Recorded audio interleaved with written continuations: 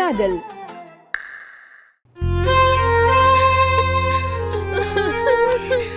அம்மா அக்கா இப்படி நம்மள எல்லாம் மோசம் பண்ணிட்டு போயிட்டாளேடி. எல்லாத்தையும் நீயும் உன் பொண்ணுமா பண்ணிட்டு இப்ப நான் ஒப்பாரி வச்சிருக்க. நமக்கு தெரிஞ்ச விஷயம் ஊர்வலம் தெரியணுமா? மூடுவாய. எனக்கு சத்தியமா எதுவும் தெரியாதுங்க. நான் அவளை முழுசா நம்பினேன். அவ நம்மளெல்லாம் ஏமாத்துவான்னு நான் கனவுல கூட நினைக்கலங்க. அவங்க வீட்ல இருந்து நலங்கு வைப்பாங்க. இப்ப என்னங்க பண்றது? மாப்பிள்ள வீட்டுக்கு என்ன பதிலுங்க சொல்றது? யோசிக்கிறதுக்கு கொஞ்சமாச்சும் நேரம் வேணும். என் மானம் மரியாதை எல்லாம் போய் கேவலப்பட்டு போய் தான் நிக்கணும். கல்யாணி கொஞ்ச நேரம் வாயை மூடிக்கிட்டு உனக்கு அவ்வளவுதான் சொல்லிட்டேன்.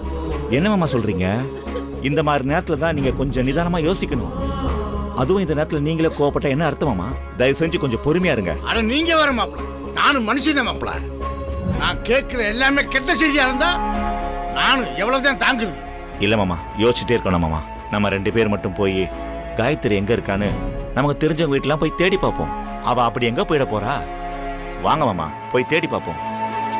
இல்ல மாப்பிள்ள, அதுக்கு வேற ஏற்பாடு பண்ணியிருக்கேன். இப்ப அதை விட முக்கியமான விஷயம் ஒன்று இருக்கு. அதை பத்தி தான் யோசிக்கணும். அப்படி அது என்ன மாமா? முதல்ல இந்த விஷயம் காயத்ரி நம்ம கையில கிடைக்கிற வரைக்கும் மாப்பிள்ளை வீட்டுக்கு தெரியாம இதை பார்த்துக்கணும். அடுத்து நலுங்குக்கு வர நம்ம சொந்தக்காரங்களை பூரா சமாளிக்கணும். ஒருவேளை கல்யாணத்துக்கு முன்னாடியே காயத்ரியை கண்டுபிடிச்சிட்டா பிரச்சனை இல்லை. ஒருவேளை ஜோசியர் சொன்ன மாதிரி அவ வாழ்க்கையை அவளே முடிவு பண்ணியிருந்தா என் கையாலேயே அவ வாழ்க்கையை முடிச்சு வைக்க வேண்டியதுதான். அதுக்கப்புறம் வர்றதை பார்த்துக்கலாம். நல்லா கேட்டுக்குங்க. அது வரைக்கும் எல்லாரும் கொஞ்சம் அமைதியா இருக்கு.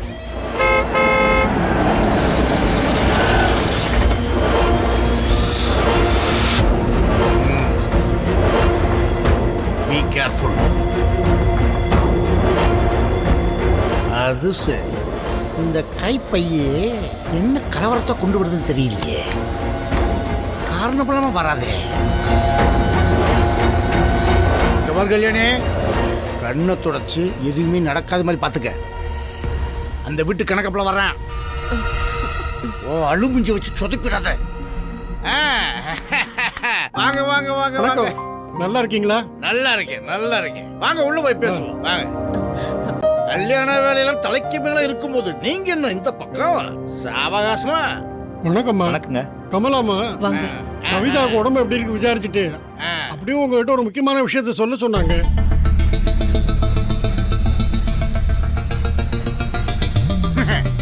கடவுள் புண்ணியத்துல அவ சரியாய் வீட்டுக்கு வந்துட்டா. ஆமா, முக்கியமான விஷயம் எதை சொன்னீங்களே, என்னது அது? அதுக்கு இல்லைங்க, சூர்யா தம்பிக்கு இன்னைக்கு நலங்கு வைக்கிறோம். அதுக்கு சொந்தக்காரங்க எல்லாருமே வராங்க. நீங்களும் உங்க குடும்பத்தோட வந்தீங்கன்னா ஒருத்தருக்கு ஒருத்தர் அறிமுகமாகிக்கலாம். அதுக்காக தான் அம்மா உங்களை கூட்டிட்டு வர சொன்னாங்க. சாவகாசமா பண்ணணும்னு தான் எங்களுக்கு ஆசை. ஆனா என்ன பண்றது? ஆனா இந்த கல்யாணம் தான் கொற்றா மேலத்தை கற்றா தலையிலும் சட்டு புட்டுன்னு ஏற்பாடாகி போச்சு. அதுக்கப்புறம் நாள் இல்லைங்கிறதுனால நாங்களும் எங்க பொண்ணுக்கு எங்க வீட்டுல இன்னைக்கு தான் நலுங்கு வச்சிருக்கோம். நீங்க எப்படியாவது நாங்க வரப்பாக்குறோம்னு எங்க நிலைமையை கமலாமாட்ட எடுத்து சொல்லுங்க. பிரச்சனை சமாளிக்க உங்களுக்கு சொல்லியா தரணும். நீங்க எவ்வளவு பெரிய ஆளு, எத்தனை பிரச்சனைகளை ஃபேஸ் பண்ணிருக்கீங்க. உங்க அனுபவத்துக்கு முன்னாடி இதெல்லாம் ஒரு விஷயமே இல்லைங்கிறேன். நீங்களே இந்த விஷயத்தை கொஞ்சம் பக்குவமா எடுத்து சொல்லுங்க. கணக்குல புரியுதுங்க. கமலாமாட்ட உங்க நிலைமை எடுத்து சொல்லி நான் புரிய வைக்கிறேன். அப்ப நான் கிளம்பட்டுங்களா? எப்ப பார்த்தாலும் நீங்க ஒரு பரபரப்பாவே இருக்கீங்க. எதுவுமே சாப்பிட கூட மாட்டேன்றீங்க. ஒரு வாய் கொஞ்சம் தண்ணி குடிச்சிட்டு போறீங்களா? சரிங்க. கையல், கணக்கு பிள்ளைக்கு கொஞ்சம் தண்ணி விடுமா? சரிப்பா. கணக்கு பிள்ளை, நம்ம வீட்டு தண்ணி ரொம்ப டேஸ்டா இருக்கும். இந்தாங்க. நல்லா குடிங்க. ஐயா, இந்த கல்யாணம் மட்டும் நல்லபடியா முடியட்டும். அப்புறம் உங்க வீட்டுல வந்து விருந்தே சாப்பிடுறேன். விருந்து வரட்டுங்களா? வரேம்மா. வரேன். வாங்க. வரேன். போங்க, விட்டுட்டு வரேன்.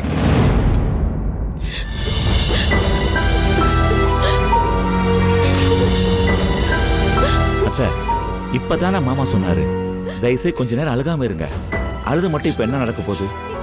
அடுத்து என்ன பண்றதுன்னு நம்மலாம் கொஞ்ச நேரம் யோசிப்போம். எப்படி மாப்பிள்ள எப்படி சமாளிக்க முடியும்?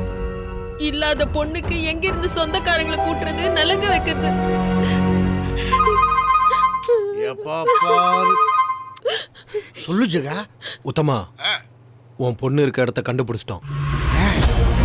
நல்ல செய்தி சொன்னப்பா. அவளை எப்படியாவது இங்க கொண்டு வந்துரு. கவலைப்படாத உத்தமா, உன் பொண்ணோட வரேன். நீ சொன்ன பணத்தை கரெக்டா எடுத்து வச்சிரு.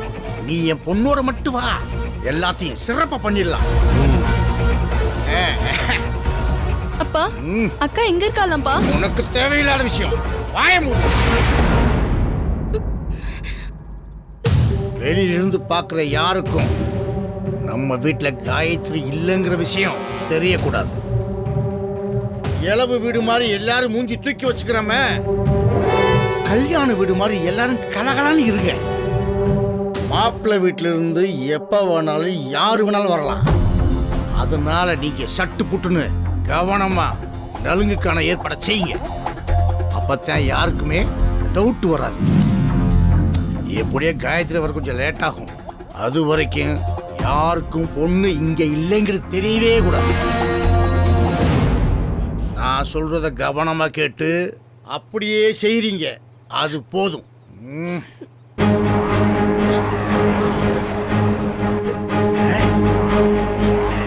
கயல அலங்காரம் பண்ணி அலுங்கு வைக்கிற மாதிரி வர்ற சொந்தக்காரங்களையும் மாப்பிள்ளை வீட்டுக்காரங்களையும் சமாளிக்க. அது எப்படிங்க முடியும்? முடியணும்.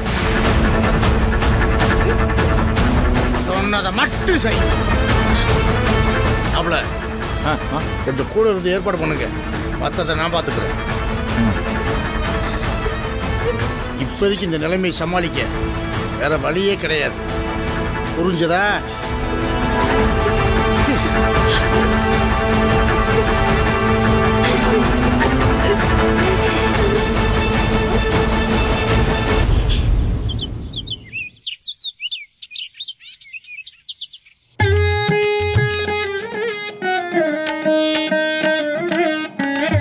அங்க வைங்க.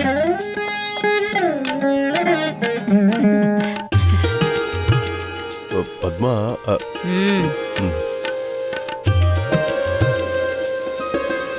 எங்க இன்னும் சூர்யாவை காணோம்? இதோ வந்துட்டான்.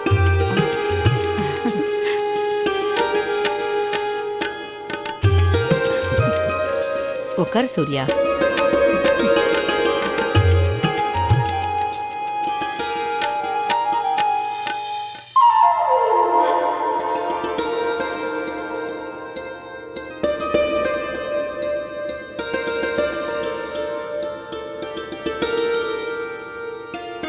முதல்ல கட்டுக்கழுத்திங்க நலங்கு வைங்க. அதுக்கப்புறம் வீட்டுக்கு மூத்தவங்க எல்லாம் வைக்கலாம். அப்படித்தானே தானோ? ஆமாக்கா, அப்படிதான் பண்ணணும்.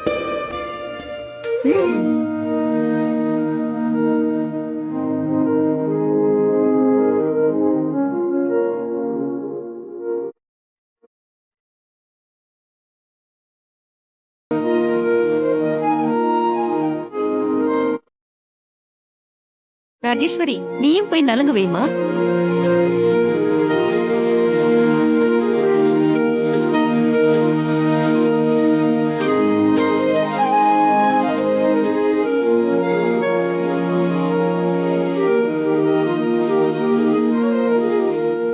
பத்மா,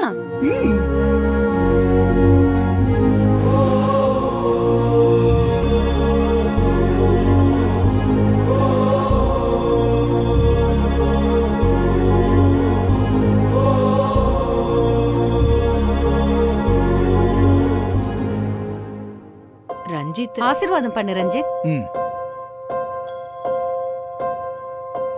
சூர்யாவுக்கு கல்யாண கலை வந்துருச்சுல. ஆசீர்வாதம் பண்ண. ஆசீர்வாதம் பண்ணுங்கண்ணா. நல்லா இரு சூர்யா.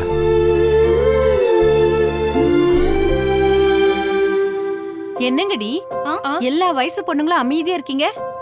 ஒரு ஆட்டம் பாட்டம் இல்லாம என்னது இது நலங்கு? எந்திரிங்கடி, ஒரு ஆட்டம் போடலாம்.